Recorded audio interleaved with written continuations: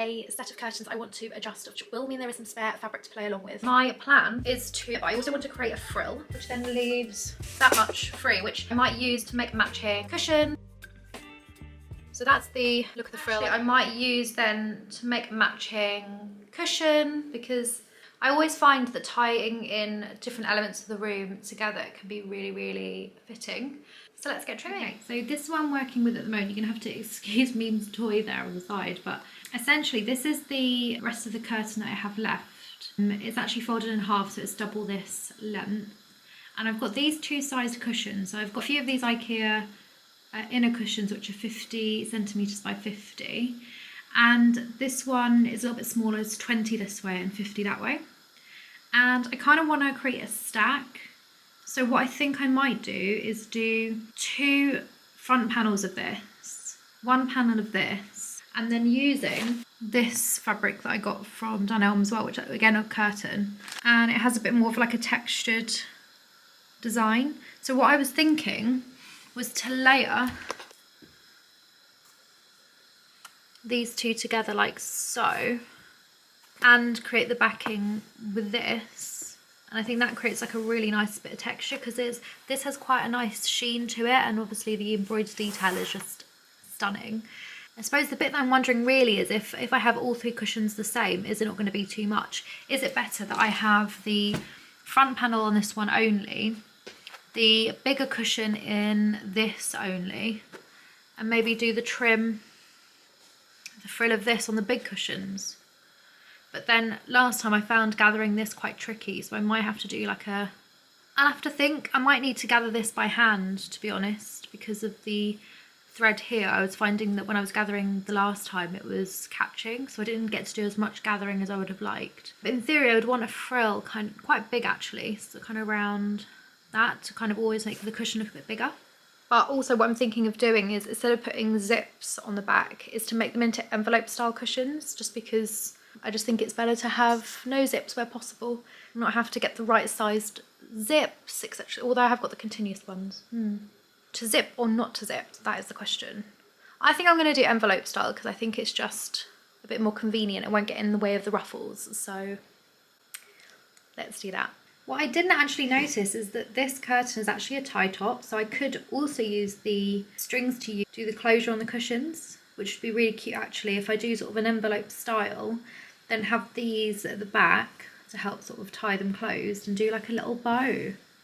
How cute would that be? Since these are already pre-made, I'd hate to waste pre-made straps. So yeah, this fabric is very sheer, so it's definitely not one that I would want to be using on its own for anything, because it is very, very sheer. But I think, like I said, as a lining to the embroidered and as the backing of a cushion, I think that's just...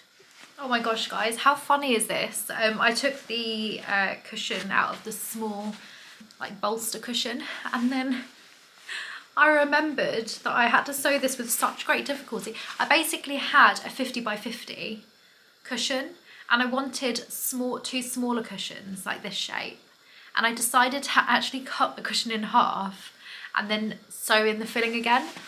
And I remember trying to make it this tall and try and fit it through the sewing machine was so difficult that, can you see how zigzaggy my line is?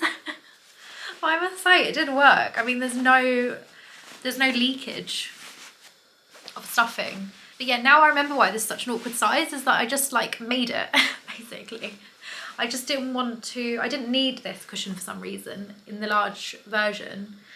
And I was like, well, let's just cut it in half. But anyway, so weird.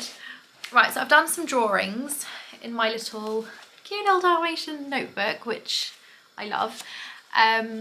Ignore that one because it's an older drawing, but this is the smaller version. Done the measurements. I want a side frill only on the 2 lateral sides, and then a 50 by 50 cushion with the ruffles. What I will do is do sort of schematics of how many panels I need for each in order to do the envelope style cushions. And then I'll get measuring up, cutting out, and once I get to that point, I'll jump back on and I will go through with you sewing the panels together. So based on my lovely drawings, which are basically scribbles, but only I understand them, so I'm going to explain them. So I've got a front panel here which is going to be the 23 centimetres plus seam allowance by 50 plus seam allowance. And then I've got 2 back panels, which are going to be 2/3 of the 23. That's working out as 15 centimetres plus the seam allowance. And then I'm going to use 3 straps to do the ties. And then for the bigger ones, 50 by 50 front panel, and again 2/3 of the 50, which is 33 by 50 times 2, and again maybe like 2 or 3 straps at the back there for each. So let's get cutting. I'm going to do the front panels first with the nice embroidered fabric, and then I'm going to move on to the lining and the backing piece.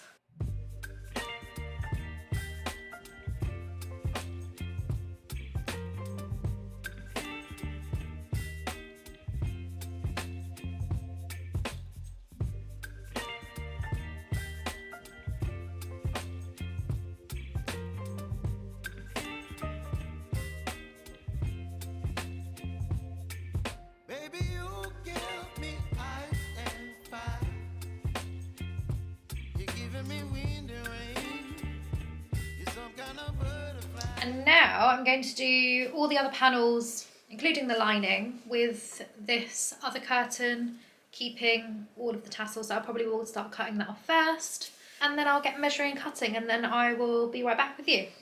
So I thought I'd give you a little bit of an update. All the pieces are now cut. I'm going to start with the smaller cushion first, and here what I've done is clipped the lining piece and the embroidered piece together. And I've got 2 of these panels with the 2 straps attached. I was going to put 3 at the beginning, but actually I think 2 is enough. So I'm going to sew these 2 panels together, sew the edges of these 2 panels together as well, and then I'll show you how I assemble all the pieces all together.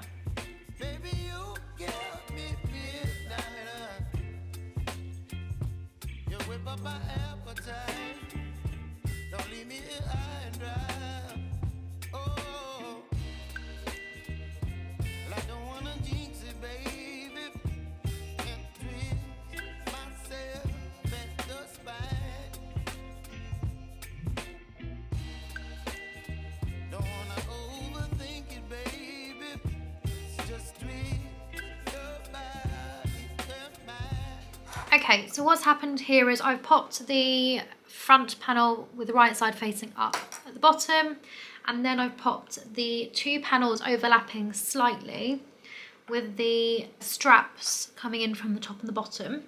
And again, right side's facing inwards, and I've pinned it all together. So I'm just going to do a stitch all the way around, and then it'll be the moment of truth of sort of flipping it around, seeing how it's turned out. So let's see. Okay, so moment of truth. We have the inside out cushion, which I'm really scared now because I'm scared that it's not going to be right.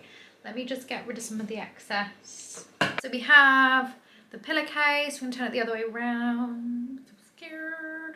Because there's so many layers that actually it can be quite easy to like lose a layer somewhere and just end up having a little hole. So let's make sure that's all fine. Ooh, might be in luck. Right. Here is the cushion case, and there's the back with the little envelope detail and the little ties. Let me go and get the cushion. Oh, it fits. And then we use the 2 ties to create a little design detail at the back, while also obviously securing the envelope detail because there's no zip on this one. Oh my gosh, I love it already. How cute is this? Guys, I just really love how this has turned out. How pretty is that? You can see the detail on it. And then if you turn it over, you've got this beautiful bows at the back, which is also the closure. But actually, even just with this at the front would look really cute. So I'm in love. I must say, this fabric is very sheer, but it's also very crinkled sort of design, which has made it really hard to cut and line up and all that jazz. So I wouldn't necessarily recommend it as a fabric, but it's worked. It's worked. And I'd say the only other time when this would not work is that obviously if you were using sort of stuffing that's maybe colourful. My pillow inside's already white, so it creates a bit of a backdrop anyway. But yeah, I really love it. I'm going to move on now to the other 2 cushions because they're going to be the big ruffly ones. Once I've kind of sewed that all together, I'll show you the finished look on that, because essentially I'm going to do the same situation at the back. So nothing really new or different there.